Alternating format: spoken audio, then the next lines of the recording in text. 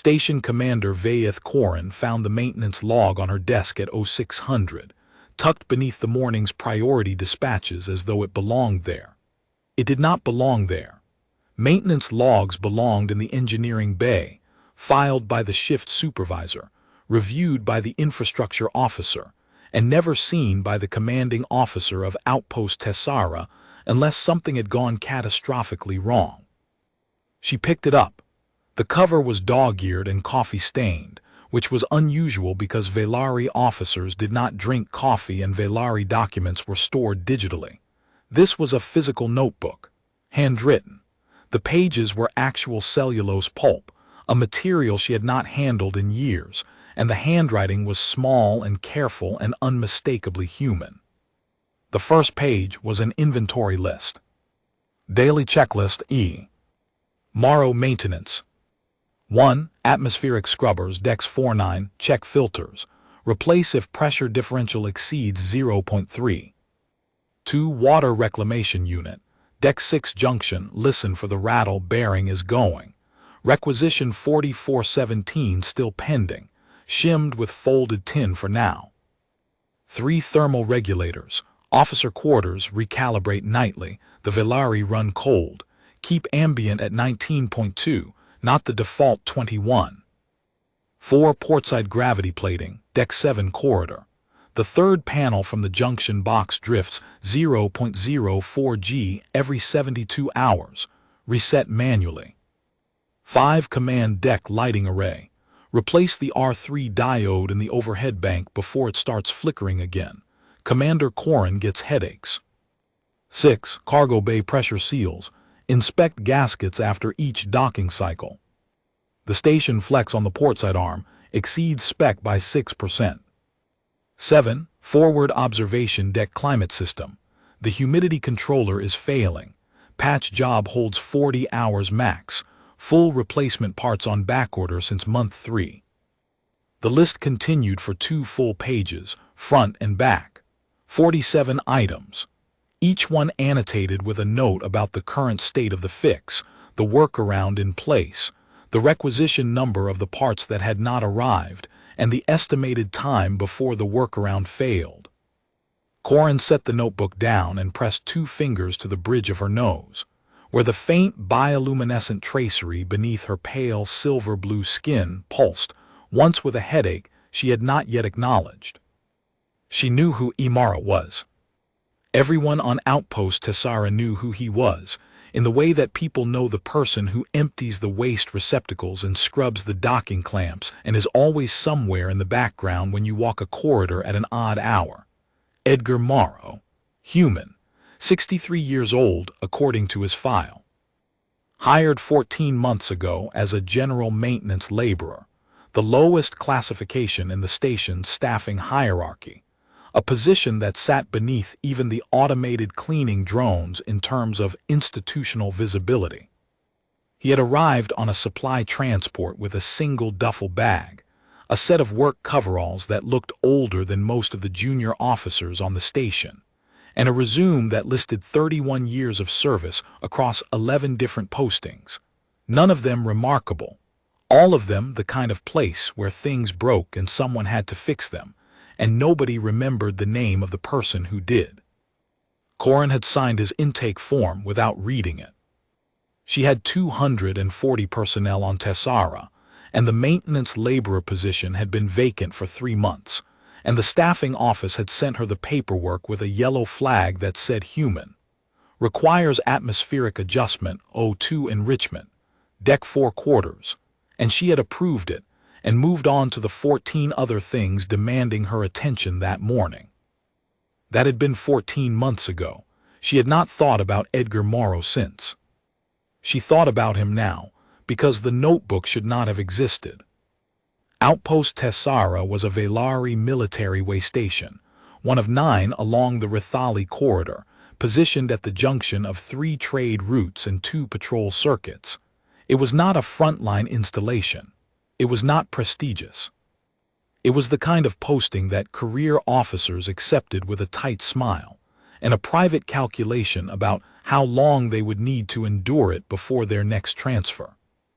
The station was 42 years old, built during the corridor expansion, designed for a complement of 300, currently staffed at 240, because the Velari Fleet Command had been redirecting resources to the outer reach for the past 6 years, and the way stations had been told, in the polite bureaucratic language that meant forever, to do more with less. The infrastructure was aging. Corin knew this. She had filed 17 formal maintenance requests in the past year, each one documenting a system that was degrading, a component that needed replacement, a workaround that was holding but would not hold indefinitely. She had received 4 responses. 2 were acknowledgments. 1 was a requisition approval for parts that had not yet shipped. The 4th was a form letter reminding her that way station maintenance was to be managed within existing resource allocations. She had 7 engineers on her staff. 7 trained Velari systems engineers, each with a specialization, each qualified to maintain and repair the station's core infrastructure. She had watched them over the past year cycle through the same pattern. Identify a failing system, file a requisition for parts, implement a temporary fix, wait for the parts, watch the temporary fix degrade, file another requisition, wait again. The backlog grew. The systems degraded. The engineers grew frustrated, then resigned, then mechanical in their routine, processing the maintenance queue with the grim efficiency of people who had accepted that they were managing decline, not maintaining function. And somewhere in the background, apparently, Edgar Morrow had been doing something else entirely. Corin picked up the notebook again. She turned to the 3rd page, where the daily checklist ended and the notes began. Deck 7 gravity plating ongoing. The drift is in the calibration substrate, not the plating itself. The factory alignment assumes a standard Velari spec power feed at 4.7 kV. Tessara's portside power distribution runs 4.3 kV because the main bus lost a regulator 18 months ago. See requisition 3891. Denied. The 0.4 kV shortfall means the plating self-correction cycle can't complete, so it drifts. The engineers reset the plating every 72 hours.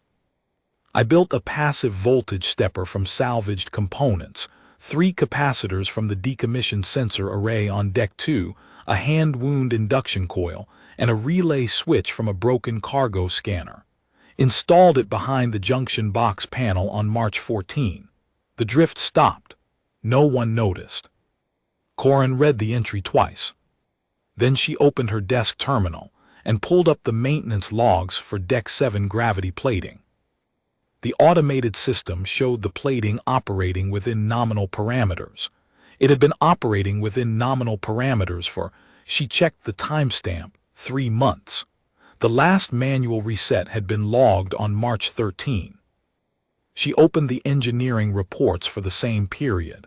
Her senior infrastructure officer, Lieutenant Desani, had noted in his monthly summary that the Deck 7 gravity drift had self-corrected, likely due to ambient thermal stabilization in the surrounding hull section.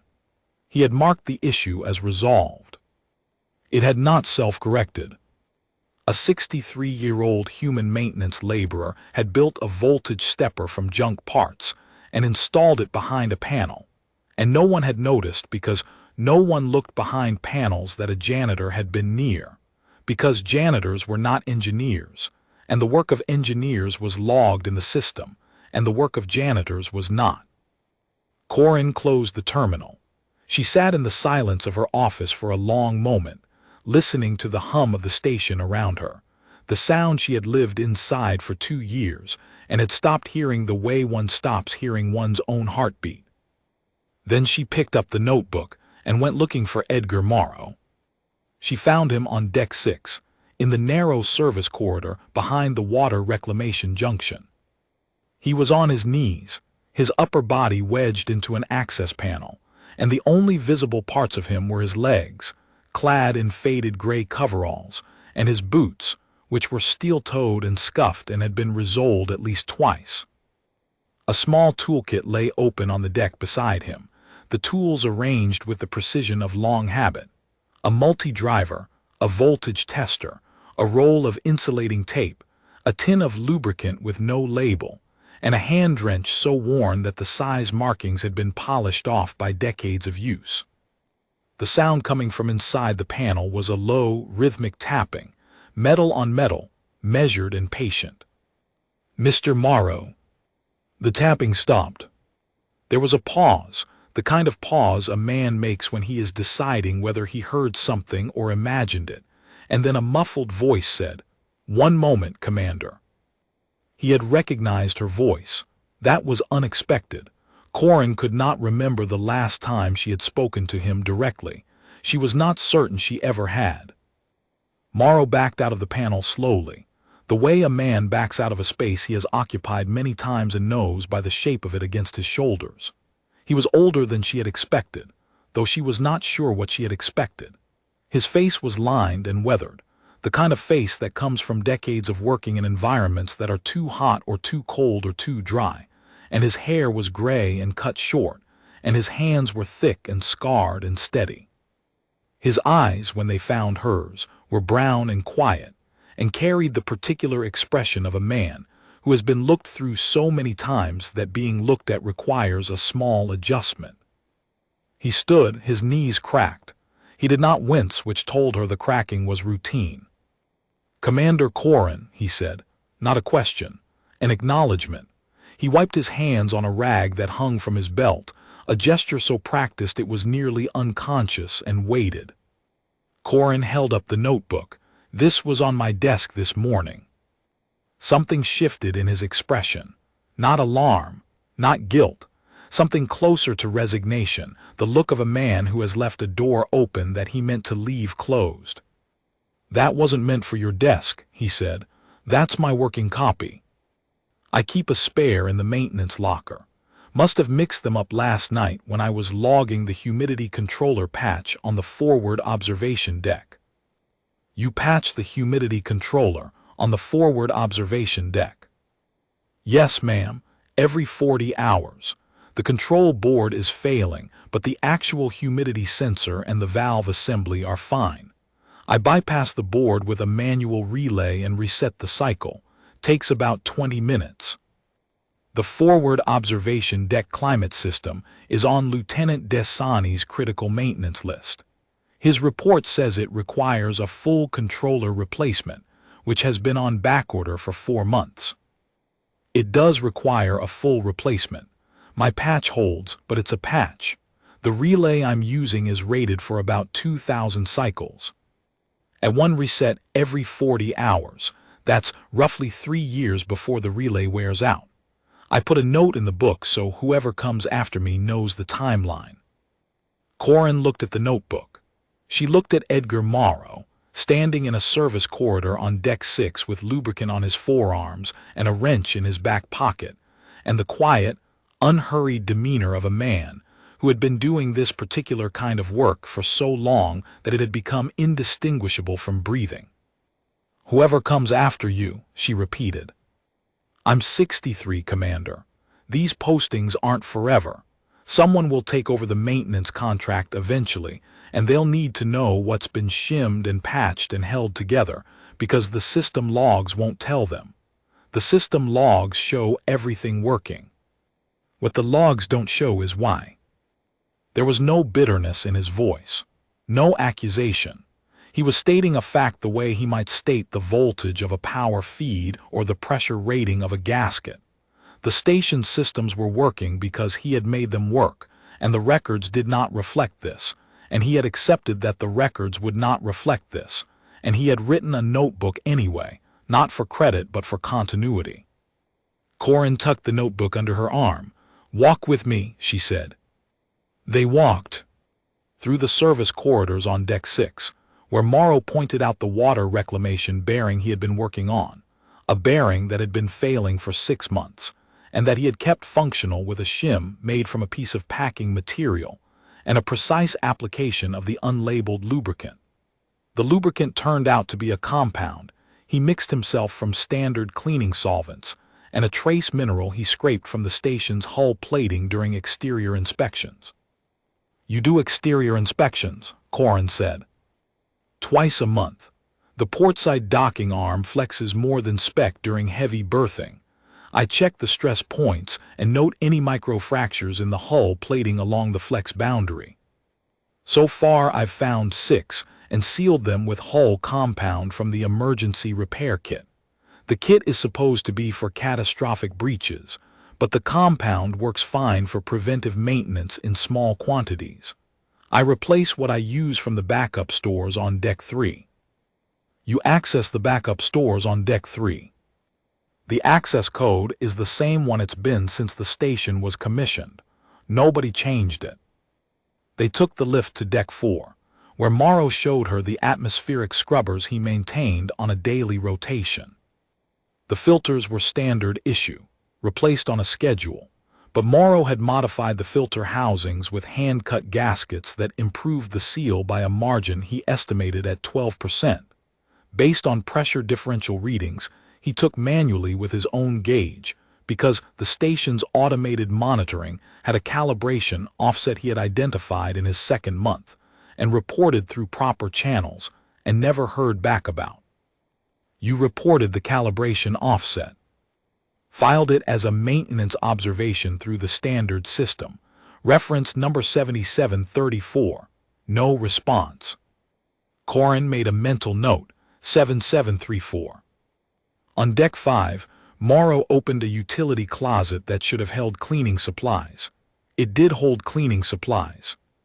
But behind the shelf rack, accessible only if you knew to pull the rack forward on its base, Morrow had mounted it on salvage drawer rails, was a narrow workspace. A soldering station made from a repurposed heating element. A rack of sorted components, each one labeled in Morrow's neat handwriting. Capacitors, relay switches, induction coils, fuses, conductor wire, gasket material. Salvaged from decommissioned equipment, broken sensors, retired cargo scanners, anything the station had discarded. This is where I build the parts I can't requisition, he said. He picked up a small cylindrical device from the workbench. Flow regulator for the medical bay's sterilization system. The original failed last month. Replacement is 7 months out on the supply chain. I built this from a pressure valve out of the old hydroponics unit and a metering assembly from a broken fuel line monitor. Dr. Thayson hasn't noticed because the sterilization readings haven't changed. That's because the rebuild works. He set the regulator down with the careful, precise motion of a man who knows the weight of what he has built and what it costs if he drops it. There's also a backup power routing I installed behind the main bus on Deck 3. It catches load spikes during docking cycles and redistributes them across the secondary grid. Without it, the spike from a heavy berthing would blow the fuse on the Deck 9 environmental controls. That's happened twice in the station's history. I found the failure reports in the archived logs and built a suppression circuit from a decommissioned relay bank. Mr. Morrow, how many of these fixes are on the station? 47 as of last night. That's what the checklist covers. Some are small. Recalibrations, shims, adjusted settings, some are more involved. Corin leaned against the doorframe of the utility closet. 47. The number sat in her chest with a weight she did not expect. 47 systems that were running because a man no one looked at had been quietly, methodically, patiently keeping them alive with salvaged parts and homemade compounds, and 31 years of knowledge that the galaxy had decided was no longer worth paying for. "Why didn't you tell anyone?" she asked. Morrow looked at her. His expression was not hurt, not angry, not bitter. It was the expression of a man who has been asked a question so obvious that answering it requires a kind of gentleness, because the answer reflects more on the asker than on him. "I did, Commander. I filed 47 maintenance observations through the standard system over 14 months. Every fix, every modification, every workaround. Each one documented, time-stamped, cross-referenced with the relevant requisition numbers. I received 0 responses. 0. Corin said nothing.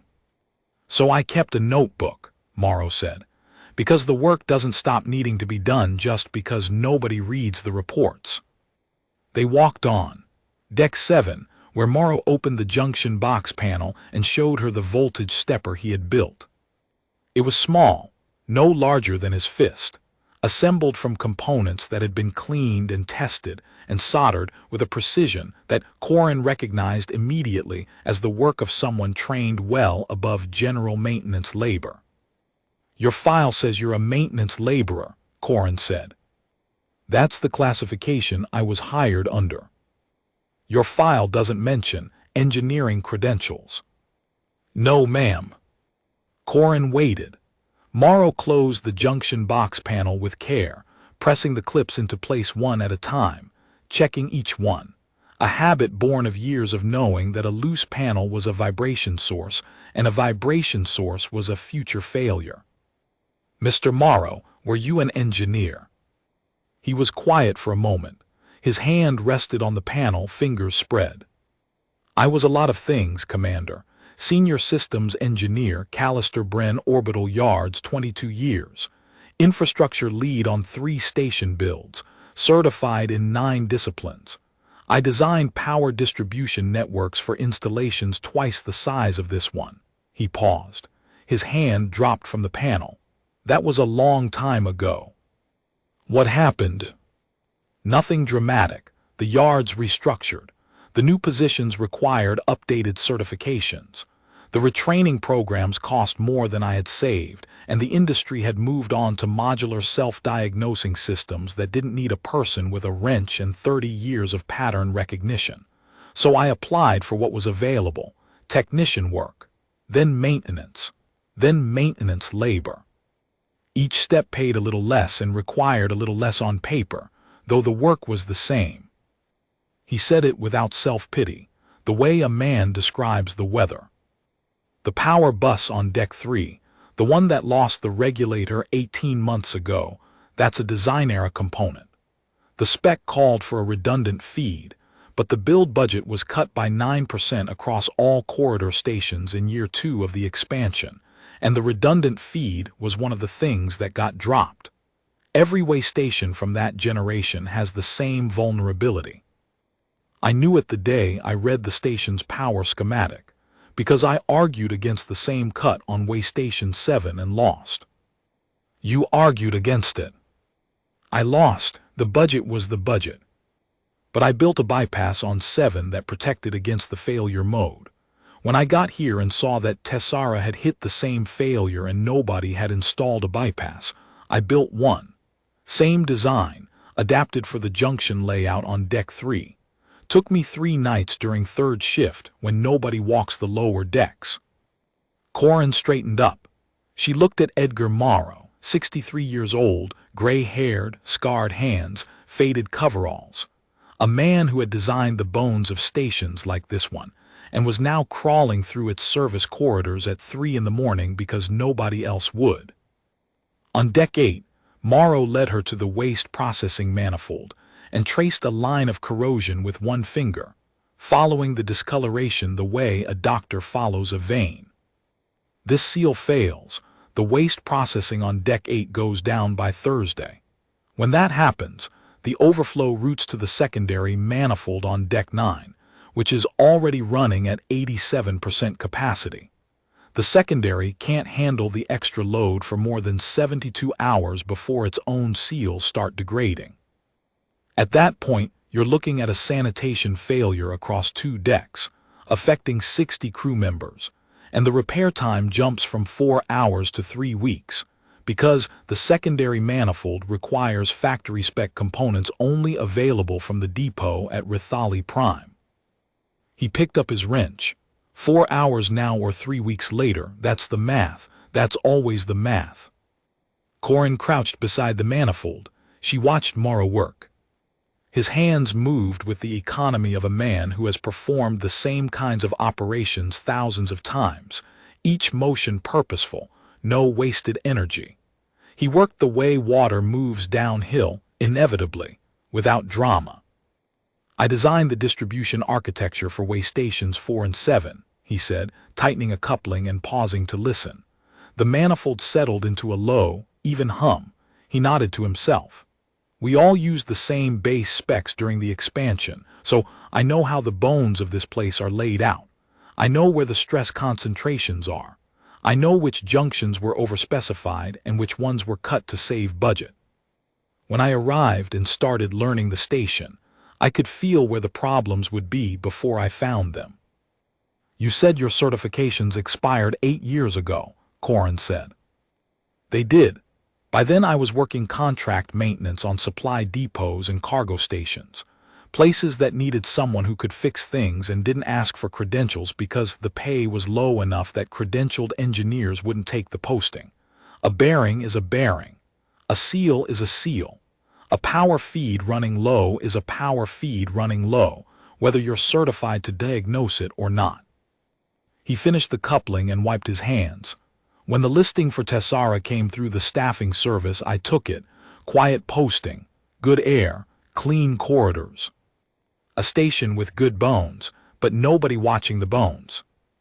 I'm going to pull your full personnel file, Corin said. I'm going to read it today. It's thin, Commander. The staffing service doesn't include engineering history for maintenance labor classifications. You'd have to request the extended record from the Human Labor Registry. Then I'll request it. That evening, Corin read Edgar Morrow's full file. 62 pages, 31 years of service. The commendation from Fleet Logistics for exceptional improvisation under resource constraint during the power crisis at Way Station 7. A second commendation for training maintenance crews on Belvathy Station. A note from a commanding officer at Callister Bren.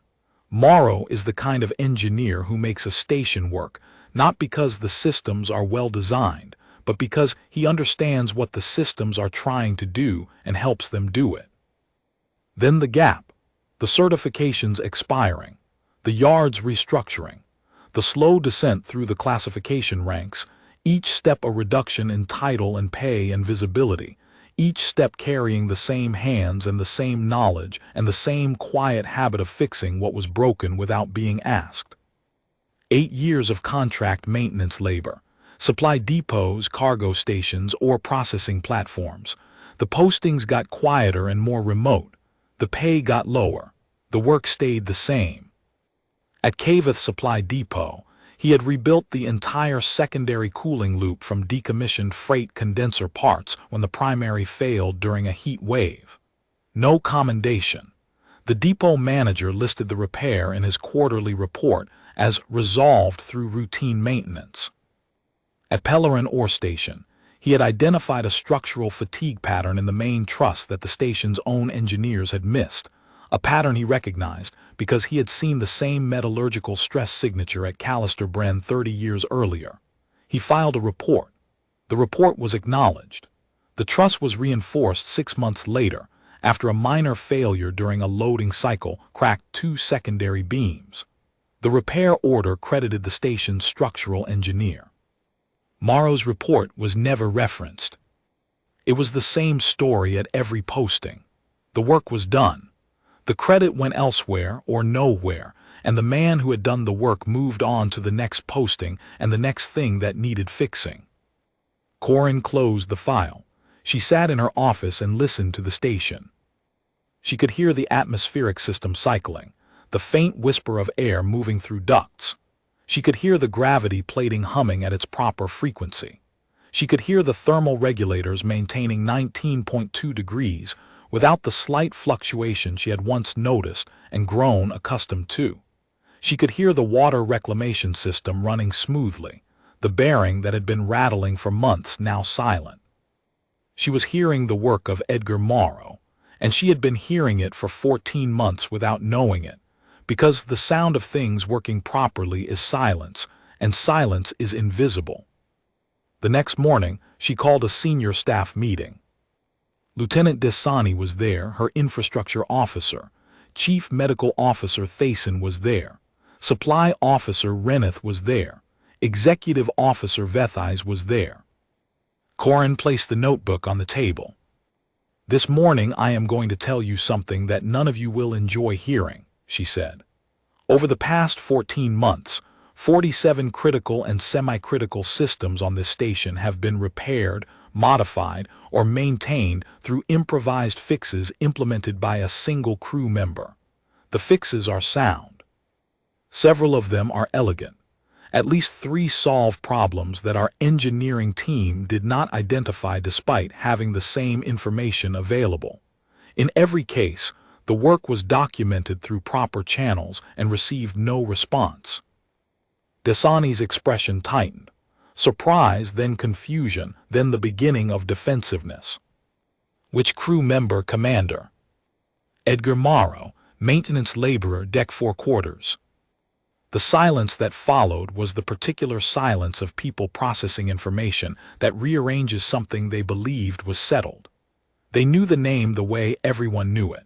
The old human who cleaned things, the one with the worn boots and the habit of being in corridors at odd hours. I've reviewed his work, Corin continued. Every fix. I've verified 6 of them personally. They are not jury-rigged patches. They are engineered solutions built from available materials by a man with 31 years of experience, including 22 as a senior systems engineer at Callister-Bren Orbital Yards. He designed power distribution networks for installations in the Rathali corridor expansion. He designed systems like the ones he's now repairing, from a utility closet on Deck 5, with components he salvaged from our own decommissioned equipment. She opened the notebook to the gravity stepper entry. She read it aloud. She showed them the voltage calculation, the component list, the installation notes. She watched their faces change. Dasani went from defensive to still. Thason leaned forward, her pale lavender brow furrowed. Reneth paged through the requisition numbers Morrow had referenced, checking them against his own records, and his expression became very quiet when he found that everyone existed, and everyone had been filed correctly, and everyone had been lost in the review queue. 47 maintenance observations, Reneth said. All filed, all in the system. I have no record of any of them being reviewed. Because they were filed by a maintenance laborer, Corin said. The system triages by classification tier. Maintenance labor submissions go into the lowest priority queue. The review cycle for that tier is what, Reneth? 90 days, Commander. But the queue is backlogged by approximately 7 months.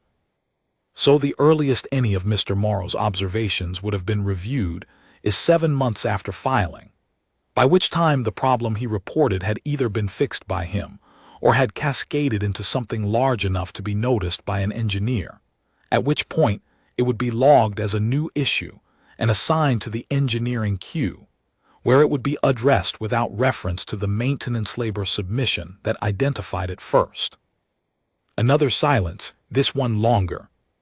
This is not a disciplinary matter, Corin said. This is a recognition matter.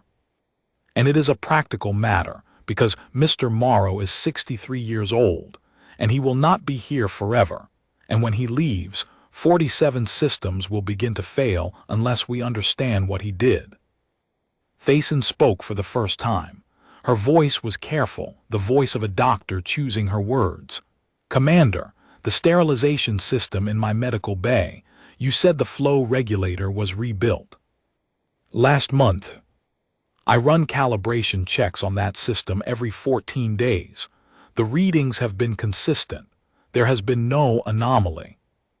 Because the rebuild works, Mr. Morrow built it from a pressure valve salvaged from the old hydroponics unit and a metering assembly from a broken fuel line monitor.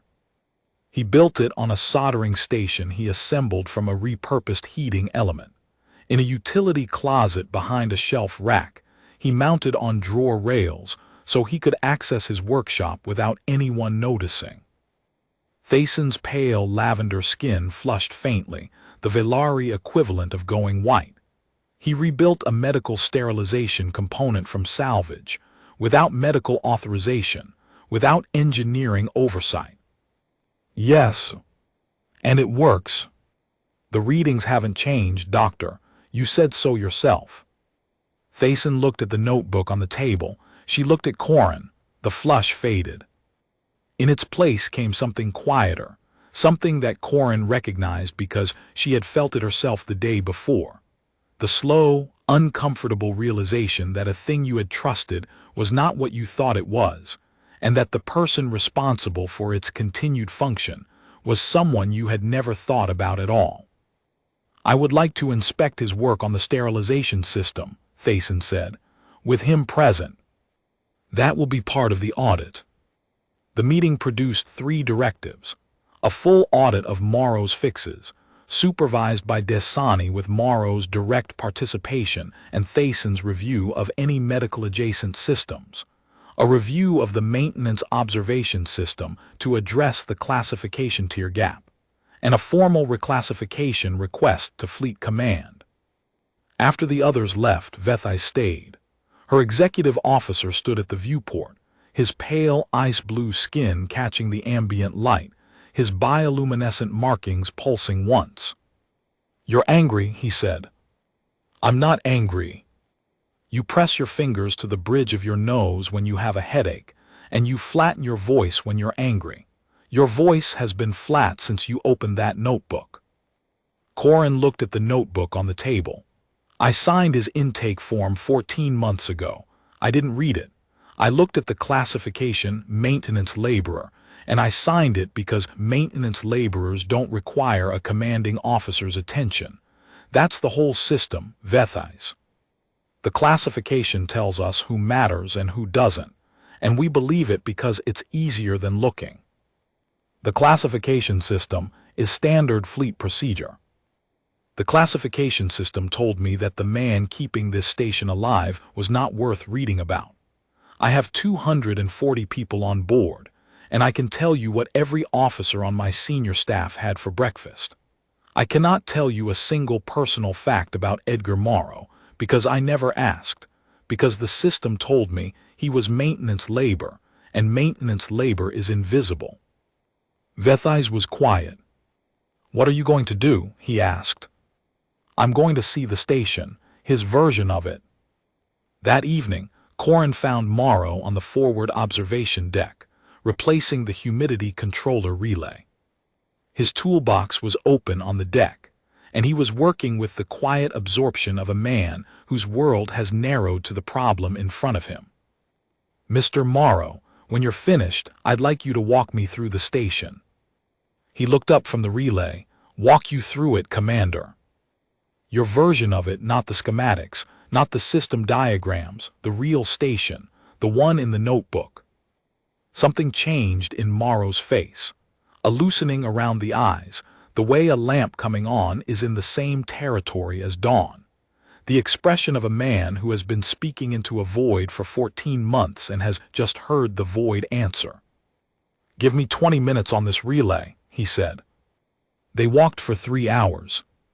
Morrow took her through the station, the way a doctor takes a colleague through a patient's history, not in the order of the schematics, but in the order of the station's circulatory logic, the path that water and air and power and waste followed through the body of Tessara from intake to output, the path that made the station a living thing rather than a collection of components. He showed her the power bypass on Deck 3. He showed her the backup thermal relay he had installed behind the officer quarters climate panel. He showed her a section of corridor on Deck 9, where the lighting conduit ran through a junction box that had been installed backward during the original construction 42 years ago. An error he had found by tracing a voltage drop that the monitoring system was too imprecise to detect, and that he had corrected by swapping the polarity leads and rerouting the ground through an adjacent conduit. "You found a 42-year-old construction error," Corin said. The voltage drop was only 3%, below the monitoring threshold, but it caused the Deck 9 corridor lights to run at reduced output, which meant they burned hotter relative to their luminance, which cut their lifespan by about 20%. This station has been replacing those light units every 16 months instead of the rated 20. Nobody connected the replacement cycle to the junction box because nobody looked at the junction box. And you looked. "I look at everything, Commander. That's the only qualification I have left. He showed her the emergency lighting circuit on Deck 2 that he had rewired to draw from a secondary power feed, so that if the main bus failed during a docking spike, the emergency lights would still function independently. He showed her the ventilation damper on Deck 4 that he had rebuilt with a hand-cut actuator arm, because the original had seized, and the replacement part had been discontinued by the manufacturer 3 years ago. He showed her the sensor relay on Deck 1 that fed environmental data to the command deck, which had been reading 2 degrees high for an unknown period before Morrow had calibrated it against his own thermometer and adjusted the offset manually. At each stop, he explained not just what he had done, but why, not the immediate why, but the deeper why, the engineering logic that connected one system to another. A failing bearing on Deck 6 could cascade into a water pressure drop on Deck 9, which could affect the cooling system for the server array on Deck 3, which could cause data loss in the navigation computer. 6 steps between a rattling pipe and a lost star chart, and nobody connected them because nobody saw the whole chain. Morrow saw the whole chain. He saw it because he had spent 31 years inside the bodies of stations, learning their anatomy the way a surgeon learns the body, not from diagrams but from touch, from listening, from 10,000 hours of hands inside panels and ears against bulkheads. On Deck 4, they passed a young Velari ensign in the corridor. The ensign looked at Morrow, then at Corin, then back at Morrow, and his expression carried the transparent confusion of a junior officer trying to understand why the station commander was walking the lower decks with the janitor at 2100 hours. "Good evening, Commander," the ensign said. "Good evening, Ensign." The ensign glanced at Morrow again. Morrow nodded once, a small, neutral acknowledgement, and kept walking. The ensign watched them go, and Corin could feel the question forming in his mind, the question that would circulate through the junior officer's mess by breakfast, and she found that she did not mind. Let them ask. Let them wonder why Commander Corin was following the maintenance laborer through the service corridors. The answer would change how they looked at every maintenance laborer they ever worked beside for the rest of their careers, and that was worth an evening of gossip. At 2100, they reached the forward observation deck again. The relay was holding. The humidity sat correct. The viewport looked out on the Rithali corridor, stars scattered across the black. Morrow set his toolbox down. He stood at the viewport with his hands in his pockets and looked out at the stars, and for a moment he was not a maintenance laborer or a former engineer. He was a 63-year-old human standing at the edge of the dark, and the weariness on his face was the kind that comes not from the body but from the years, from the long accumulation of days spent being necessary and invisible. "Mr. Morrow," Corin said, "why did you keep doing it?" He did not turn from the viewport. "Doing what, Commander?" "Fixing things, filing observations no one read, building solutions for problems no one asked you to solve.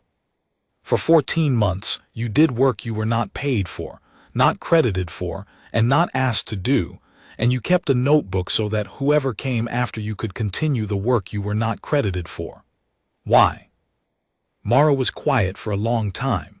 The stars turned slowly beyond the viewport. "Because the station needed it," he said.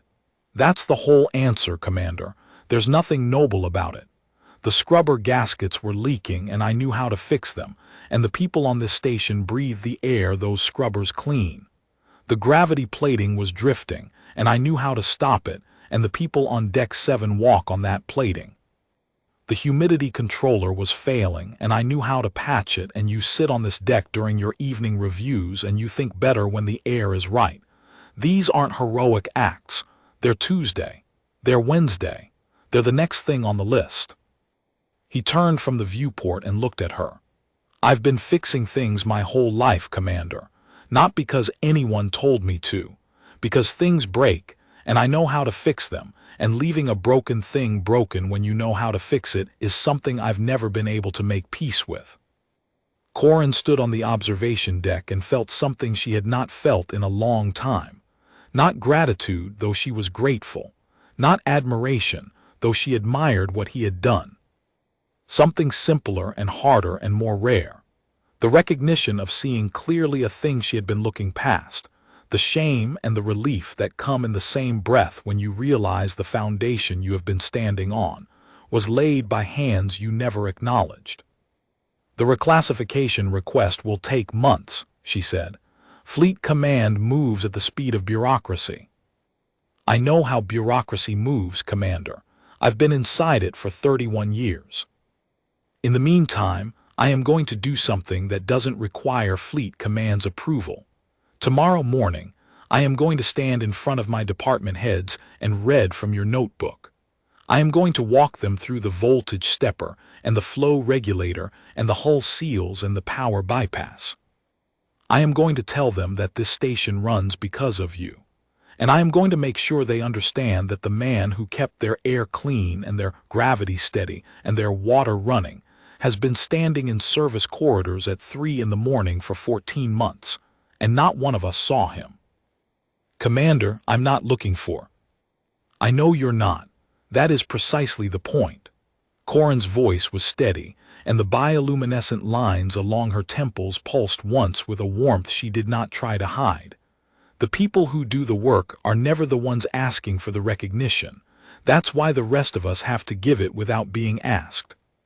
That is the minimum, and we have failed it for 14 months, and I am correcting that the only way I know how, by saying it out loud in a room full of people who should have said it first. Morrow looked at her. His face did the thing again, the thing that was not quite a smile but lived in the same country, and his eyes held a brightness that had nothing to do with the station lights and everything to do with being told, after 63 years and 31 postings and 11 commanding officers, that someone had finally come down to see. Commander, he said quietly, I've been working on station since before you were commissioned. I've served under 11 commanding officers. You're the first one who ever came down to Deck 6. The observation deck was quiet. The stars turned. The air was the right humidity, and the temperature was 19.2 degrees, and the lights were steady, and the gravity held them both to the deck with exactly the force it was supposed to. And every one of those small, invisible perfections was the work of the hands of the man standing beside her. I should have come down sooner, Corin said. You came down today. That's the only day that matters. Morrow picked up his toolbox. He tucked the notebook into his coverall pocket, the pocket over his heart, where it fit the way a thing fits a space that was made for it. He walked toward the exit, his boots quiet on the deck plating. At the doorway he stopped. He turned back. Commander, the R3 diode in the command deck lighting array, item 5 on the checklist. I noted that you get headaches. I saw that. The flicker was at 47 Hertz. Most Velari can't perceive it consciously, but the neural response is there. I've seen you press your fingers to the bridge of your nose at your desk 3 times in the past 2 weeks, always between 1400 and 1600 hours, which is when the diode's output degrades enough to flicker. I replaced it yesterday. Corin pressed 2 fingers to the bridge of her nose. No headache. She had not had one today. She had not had one yesterday. She had not noticed the absence, because the absence of pain is the hardest thing to notice when you have grown accustomed to its presence. You noticed I was getting headaches, she said. It's my job to notice what's wrong and fix it, Commander. The station, the systems, the people who live inside them. That's all one thing. It's always been one thing. He paused. He looked at the viewport, at the stars, at the vast dark that held the small, bright point of the station, inside it the way a hand holds a lamp. I'll be on Deck 8 if you need me, he said. The corroded seal on the waste manifold, 4 hours now or 3 weeks later. He left. His footsteps faded down the corridor, measured and even, the footsteps of a man walking toward the next thing on the list, which was always another thing on the list, which was always one more bearing or seal or gasket or panel standing between 240 people, and the slow entropy that wanted to take everything apart. Corin stood on the observation deck alone. The stars turned. The station hummed around her, steady and warm, the sound of a man's life's work disguised as the sound of things simply working. She pressed 2 fingers to the bridge of her nose one more time, an old habit, and felt nothing there, and understood, with a clarity that would stay with her for the rest of her command and every command after, that the absence of pain was itself a gift, and that the man who had given it to her was already gone, already on his knees on deck 8, already reaching for his wrench, already fixing the next thing that needed fixing, because that was what Edgar Morrow did and what he had always done, and what he would keep doing until the day his knees finally refused to crack and bend. And even then, she suspected, he would find a way to work from a chair. "Well," she said to no one, to the stars, to the station that held her the way it held everyone, in the careful and invisible and stubborn hands of a man who would never ask to be thanked for it. "There it is." The station hummed. The lights were steady. The air was clean. And somewhere below her, in a corridor no officer ever walked, Edgar Morrow was already working on tomorrow's list. The audit took 11 days. Lieutenant Desani conducted it personally, which Corin had expected, and he conducted it with a thoroughness that bordered on penance, which she had not expected but understood. He went through every one of Morrow's 47 fixes. He tested every connection, measured every voltage, checked every shim and patch and hand-built component against the engineering specifications they were replacing. He brought his 2 best technicians and told them only that they were verifying unauthorized modifications to station systems, and he watched their faces as the scope of the work became clear. Morrow walked beside them through every inspection. He answered every question Desani asked, and Desani asked many, his tone shifting over the course of the first day from the clipped precision of an officer evaluating a subordinate's overreach to something quieter, something that sounded like one engineer talking to another. On the 3rd day, Desani asked Morrow about the power bypass on Deck 3. Not the what or the how, which he had already documented, but the why of its particular design. Why Morrow had routed the suppression circuit through the secondary relay bank instead of the more direct path through the main junction. Morrow pulled a stub of pencil from his coverall pocket and drew a diagram on the back of a supply manifest. The direct path was shorter, he explained, but it shared a conduit run with the environmental monitoring trunk line. A suppression event would generate an electromagnetic pulse in the conduit, small, well within tolerance, but the monitoring sensors on that trunk line were Velari spec, which meant they were calibrated to a sensitivity threshold 4 times finer than the human standard equipment the original designers had assumed. The pulse would not damage anything, but it would create a false reading in the environmental data stream, a ghost spike that would flag an alert on the command deck, and someone would have to investigate the alert, and they would find nothing wrong, and after 3 or 4 false alerts the monitoring team would start ignoring the spikes, and on the day when a real environmental anomaly produced a similar reading, they would ignore that too. "So I routed around the trunk line," Morrow said. "It added 6 inches of wire and an extra junction, but it keeps the monitoring data clean." Desani looked at the diagram for a long time. What he recognized in Morrow's work, with the slow, uncomfortable clarity of a man measuring the distance between competence and mastery, was the ability to think 6 steps beyond the immediate fix to the second-order consequence that would not manifest for months. "You thought about the false alarm habituation," Desani said. "I've seen it kill people," Morrow replied, not dramatically, the way he said everything. "Belvathi Station 12 years ago, a sensor trunk ran too close to a power conduit. The environmental team got so used to the ghost spikes that they missed a real nitrogen leak on Deck 14. 3 crew members hospitalized. The fix took 20 minutes. The recovery took 4 months." He folded the manifest and put it back on the shelf. 6 extra inches of wire, Lieutenant. That's the cost of not killing anyone. Dasani filed his audit report on the morning of the 12th day. Corin read it in her office while the station hummed around her.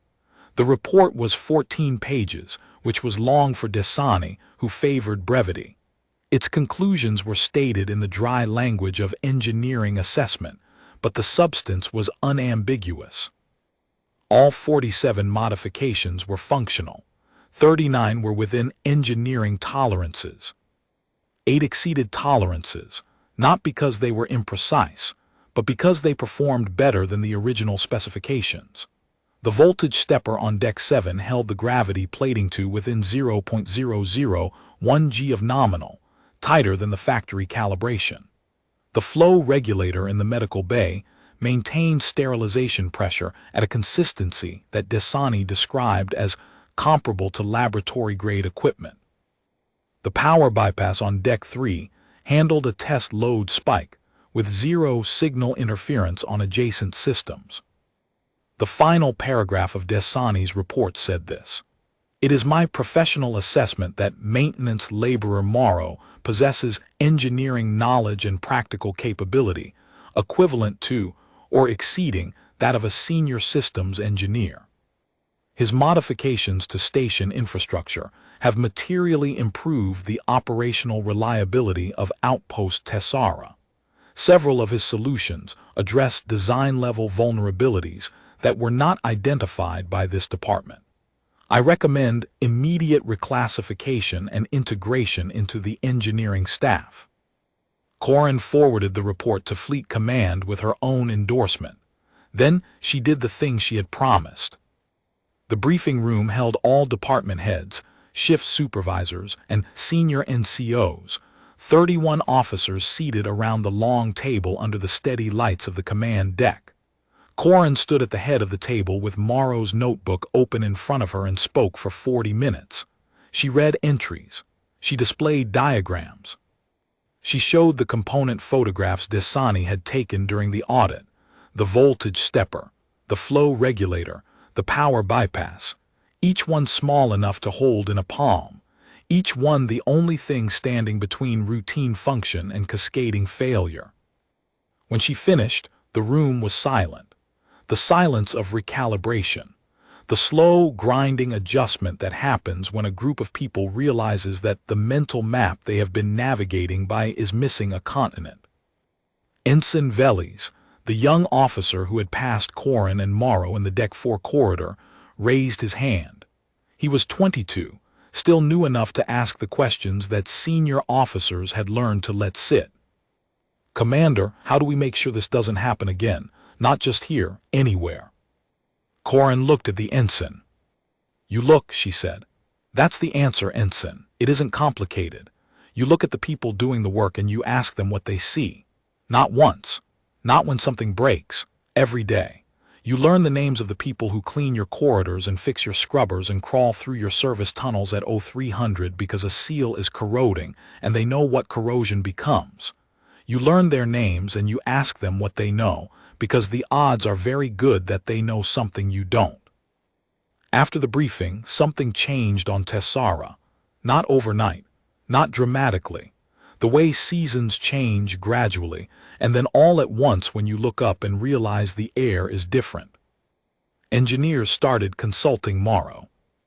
Not because Corin ordered them to, though she would have, but because Dasani mentioned the trunk line routing at a staff meeting, and one of the junior engineers asked a follow-up question and Morrow answered it. And the answer led to another question. And by the end of the week, 2 of Dasani's technicians were spending their lunch breaks in the utility closet on Deck 5. Watching Morrow solder replacement components, and listening to him explain why a particular junction failed, and what the failure sounded like before the monitoring system could detect it.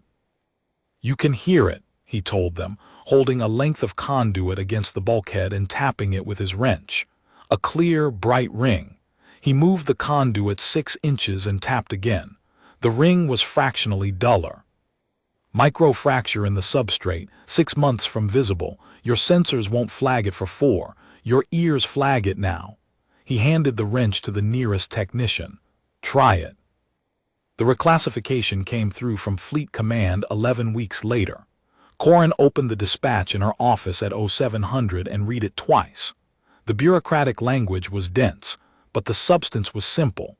Edgar Morrow was reclassified from maintenance laborer grade 1 to senior systems engineer, specialist grade, effective immediately. Back pay adjusted to the new classification rate for the full duration of his posting.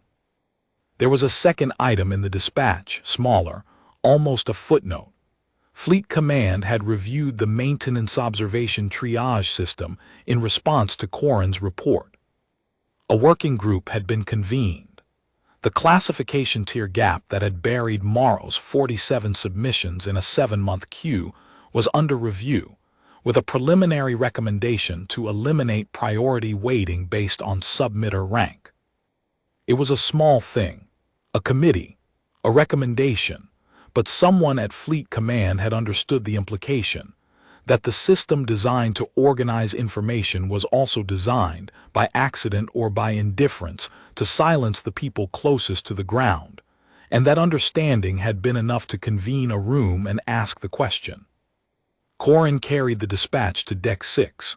She found Morrow where she had found him the first time, on his knees in the service corridor behind the water reclamation junction, his upper body inside an access panel, his boots scuffed and resoled and steady on the deck plating. The low, rhythmic tapping of metal on metal came from inside the panel. "Mr. Morrow." The tapping stopped. "One moment, Commander." He backed out. He stood. His knees cracked. He looked at her with those brown, quiet eyes, and she handed him the dispatch without ceremony, because ceremony was not a language either of them spoke. He read it. His expression did not change. His hands did not shake. He folded the dispatch carefully and put it in his coverall pocket, the same pocket where he kept the notebook, over his heart. "Specialist grade," he said. "With back pay. That's generous. It's 11 months late and 14 pay grades short of what you should have been earning, but it's what the system allows." Something moved across his face. Not a smile, not tears. The expression of a man who has been carrying a weight so long that the sudden lightening feels less like relief and more like vertigo. "The committee on the triage system," he said. "That's the part that matters." Corin nodded. "I know. The reclassification helps me. The triage fix helps the next person. There's always a next person, Commander. Some 63-year-old on some way station somewhere, filing observations nobody reads, fixing things nobody sees. If the system changes, that person gets heard. That's worth more than back pay." He picked up his wrench. He looked at the access panel he had been working inside. "New bearing for the reclamation pump," he said. "Actual factory part. Reneth expedited the requisition after the audit. First new part I've installed in 14 months that I didn't have to build from scrap." He turned the wrench in his hand, feeling its weight. "It's strange, Commander, having the right part. Get used to it." "I'll try." He crouched and reached for the panel. Then he paused and looked back at her. "Commander, thank you, not for the classification. For coming down to Deck 6. Corin pressed 2 fingers to the bridge of her nose. No headache.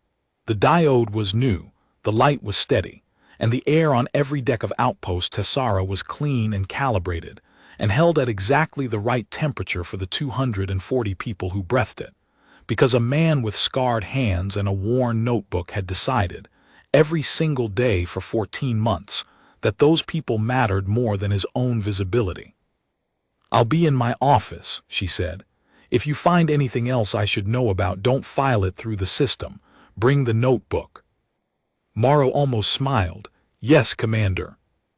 She left him there, kneeling on the deck, fitting a new bearing into a housing that had been held together by a shim and willpower. The sound of the wrench followed her down the corridor, measured, patient, precise. The sound of a man doing the work that kept the world turning, not for the title on his intake form or the number on his paycheck, but for the simple, stubborn reason that the work was there, and he knew how to do it, and that had always been enough. The station hummed. The lights were steady. The air was clean. And on Deck 6, in a service corridor that finally had a name attached to the hands that maintained it, Edgar Morrow was already working on tomorrow's list.